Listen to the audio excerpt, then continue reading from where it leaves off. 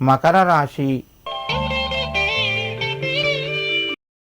ఈ రాశి వారికి కొంత అనుకూలంగా చెప్పుకోవచ్చును.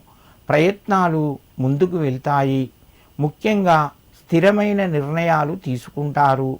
మీ ఆలోచనలు మీకు ఆదాయాన్ని తెచ్చిపెడతాయి. మీ నిర్ణయాలు మీకు మంచి భవిష్యత్తును కల్పిస్తాయి. మిత్రుల ద్వారా కొంత సహాయం లభిస్తూ ఉంటుంది. కుటుంబ సభ్యుల యొక్క సహకారము మధ్యమ స్థాయిగా ఉంది. ఉద్యోగస్తులకు తోటివారితోని కొంత సహాయం లభిస్తూ ఉంటుంది. ఈ రాశివారు ఈరోజు మీ యొక్క గురువుకు నమస్కరించి లేదా సాయిబాబాకు నమస్కరించి మీ పనులు ప్రారంభించండి. మీకు మరింత శుభయోగం కలుగుతూ ఉంటుంది. కుంభరాశి.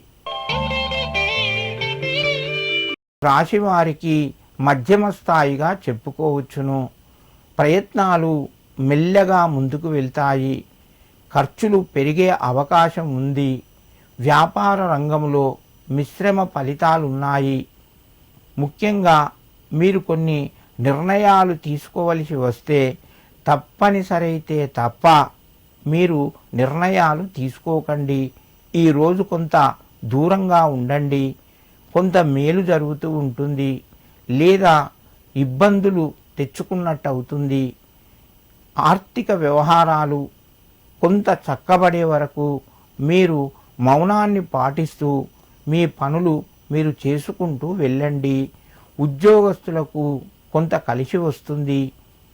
విద్యార్థులు కూడా ఈరోజు ఉత్సాహం పెరిగి చదువు పట్ల శ్రద్ధను వహించి ఎక్కువగా చదివే ప్రయత్నం చేస్తారు.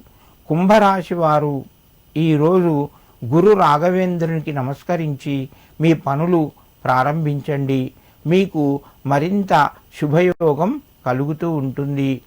మీనరాశి. ఈ రాశి వారికి ఈరోజు వ్యాపార రంగంలో కొంత జటిలంగా ఉంటుంది. ప్రయత్నాలు ఫలిస్తాయి. మీ యొక్క నూతన పరిచయాలు ఏర్పడడం వలన కొత్త అవకాశాలు మీకు కలిగి పెట్టుబడులు పెట్టే అవకాశం ఉన్నది.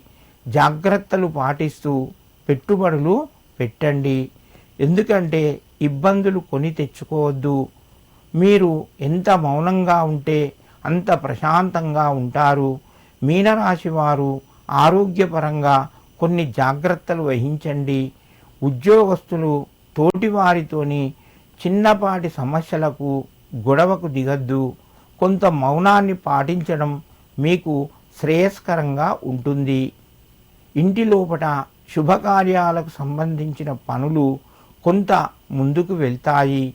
మీనరాశి వారు ఈరోజు ఆదిత్యాది నవగ్రహ స్తోత్రాన్ని చదువుకున్న లేదా గురువు యొక్క ధ్యాన శ్లోకాన్ని చదువుకొని నమస్కరించి మీ పనులు ప్రారంభించండి. మీకు మరింత శుభయోగం కలుగుతూ ఉంటుంది.